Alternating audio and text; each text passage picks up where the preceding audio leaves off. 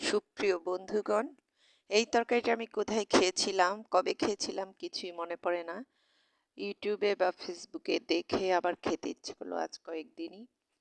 তো এটা কি, কে দেখে বলতে পারবেন বলেন তো? যাই হোক, আমি বলে দিচ্ছি। এটা হচ্ছে ছোট করলা। করলার তরকারি সবাই তো আমরা ভাজি খাই।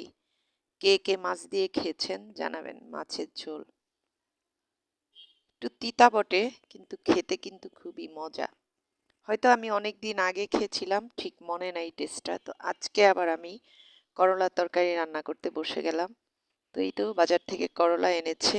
এই যে এখানে আমি পেঁয়াজ রসুন সামান্য জিরা ফোড়ন দিয়ে এই যে করলাগুলো, দেখুন করলাগুলো দিয়ে দিচ্ছি। এর আগে অবশ্য আমি মাছ ভেজে নিয়েছিলাম, করলা কুটা বাছা সেসব আর দেখালাম না। তো শুধু করলা দিয়ে রান্না করলে তো করলা আর হবে না, বাচ্চারা তো করলা খাবে না। এই যে দেখুন আমি ফোড়নে জিরাও দিয়ে দিলাম। আমার রান্না হলো একদম নিজেদের বাসায় যেভাবে আমরা রান্না করি সেই ভিডিওটুকুই আপনাদের সাথে শেয়ার করি। এখানে অতিমার্জিত অতি কোনো কিছুই নাই। প্রফেশনাল যে কুকিং ভিডিও সেটাও ঠিক বলা যাবে না, একদম সিম্পল রান্নার যেই ভিডিও সেটাই এখানে শেয়ার করা হয়। আমাদের ঘরোয়া যেই রান্না, হাঁড়ি পাতিল সব কিছুই সেভাবেই দেখানো হয়। আপনারা হয়তো ভাববেন কি পাতিল দেখাচ্ছে, একটু রং ঢং স্টাইল কম আছে এই আর কি।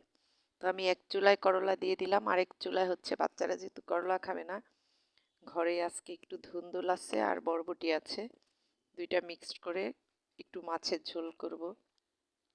তো সেটাও এক চুলায় দিয়ে দিলাম। এই যে এখানে দেখুন ধুন্দুল আর বরবটিটা ফোড়নে দিয়ে দিলাম। এই ফোড়নটাতেও আমি পেঁয়াজ রসুন সামান্য একটু অল্প আদা বাটা, যেহেতু মাছ আছে, একটু জিরা ফোড়নে দিয়ে হলুদ মরিচ রেগুলার যে মশলা লবণ দিয়ে এইটা কষানোতে বসাই দিলাম। আর ওই পাশে করলার ঝোলটাও ওইটাও দেখানোর চেষ্টা করছি আপনাদেরকে। দুইটা দুই চুলায়, তাই আমার ক্যামেরা করতেও একটু সমস্যা হচ্ছে। একবার এই চুলায় যাচ্ছি, একবার এই চুলায় যাচ্ছি। এই তো এখন এটাকে অল্প একটু নেড়ে টেড়ে, ধুন্দুল তরকারি তো অনেক নরম, এই ধুন্দুল তরকারিতে দিয়ে দিলাম ঝোল। এখন করলাও এদিকে নেড়ে চেড়ে নিলাম। করলা নেড়ে টেড়ে এই যে দেখুন কি মাছ দিলাম এতে। আমার কাছে এখানে তেলে দেয়া ছিল, যেহেতু তেলাপিয়া খুব বেশি মাছ দিব না, কারণ ওই যে বললাম তিতা তো আর বাচ্চারা খাবে না, সেই জন্যই। এই যে দেখুন ফোড়নে হলুদ মরিচ দিয়ে দিলাম, তেলের মধ্যেই দিলাম। আমার কাছে এমনি দিলেও অনেক সময় হলুদ মরিচের যে ভোটকা গন্ধটা সেটা থাকে না, সেই জন্য এইভাবে দেওয়া। আর আমি যখন করলা সিদ্ধ করেছিলাম তখন কিন্তু একটু লবণ আর হলুদ দিয়েছিলাম, কারণ পরে হলুদ দিলে কালারটা ঠিক সেইভাবে আর আসে না। করলা রান্নার ক্ষেত্রে, মাছ দিয়ে রান্নার ক্ষেত্রে ছোট একটু টিপস, আগে সিদ্ধ করে যদি পানিটা ফেলে দেওয়া যায়, যারা অতিরিক্ত তিতা খেতে পারেন না, আর একটু ফোড়নে পেঁয়াজটা বেশি করে দিলে পেঁয়াজের যে মিষ্টিটা থাকে তাতে কিন্তু করলার যে তিতাটা অতিরিক্ত সেটা চলে যায়। তারপরে জিরার ফোড়ন, তারপরে তেল। এই তো ঢেকে দিয়েছিলাম মাছ দিয়ে। এই যে ঢাকনা উল্টাই উল্টাই উল্টাই তো উল্টাইতে পারি না, এরকম একটা অবস্থা। গ্যাস চলে গেছে, আবার কারেন্টের চুলায় চলে এসেছি। গ্যাস আজকে কদিন প্রায় থাকেই না, এপ্রিল মাসের শেষের দিকে গ্যাস। এই দেখুন কত ইয়ামি একটা তরকারি হয়েছে। যারা অল্প তিতা সহ্য করতে পারেন তারা কিন্তু এই তরকারিটা রান্না করে খেয়ে দেখতে পারেন। আজকে আমি খাওয়ার পরেই ভিডিও এডিট করলাম, আমার কাছে খুবই টেস্টি মনে হলো। ওই যে বললাম না কবে কোথায় খেয়েছিলাম মনে নাই, তাই আজকে আবার করলাম।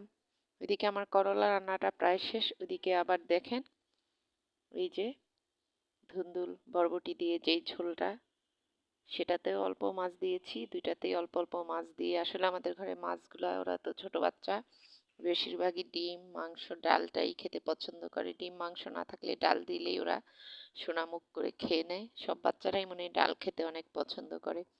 অনেক বাচ্চারা তো দুধ ভাত খেতে পছন্দ করে, আমি ওদেরকে দুধ ভাতও মাঝে মাঝে দিই, একসাথে দুধ ভাত মেখে। এই তো খেতে বসে গেলাম। দেখুন করলা কত ইয়ামি হয়েছে। আমার ছোট বাচ্চাকেও একটু একটু খাওয়াচ্ছিলাম, বললাম খাওয়া অভ্যাস করো। বড়টা বলল মা তিতা নাই, আছে হয়তো ওর সহ্য করার মতো, এই জন্য ওর কাছে মজা লেগেছে। করলা ভাজি করলেও ও বড় মজা করে খায়। এই যে আমি এখানে বাচ্চার জন্য ধুন্দুল তরকারিটা নিয়ে নিলাম, আর আমার জন্য করলা, আমিও খাচ্ছি, একসাথেই খাচ্ছি। তো তার মুখে একটু করলাও দিলাম। সে দেখলাম খুব বেশি পছন্দ করছে না, এই জন্য এক সাইড দিয়ে আমি করলা দিয়ে খেতে শুরু করলাম, আর ওকে ধুন্দুল তরকারিটা দিচ্ছি। তরকারিগুলো কিন্তু মজাই ছিল। আপনারা যারা খেতে চান রান্না করবেন।